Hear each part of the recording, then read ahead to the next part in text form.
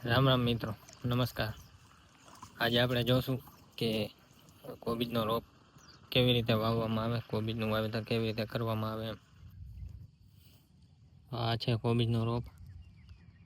આ રોપ 1.5 મહિના પહેલાં વાવેલો છે. રોપ 45 દિવસ જેવો થઈ ગયો છે, પાકી ગયો છે એકદમ. એકદમ મજબૂત પાકેલો છોડવો થઈ ગયો છે. અને વાવી એટલે કાંઈ વાંધો ન આવે. આ રોપ ઉપાડીને વાવે છે લોકો,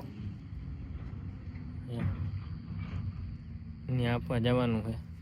જો આ રોપ છે કોબીજનો, ઉપાડીને અહીંયા 2 માજી વાવે, દાળિયા છે.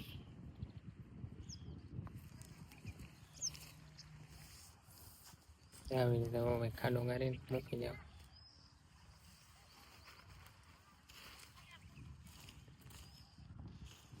આવી રીતે હોય ને પછી પાણી મૂકી દેવાનું.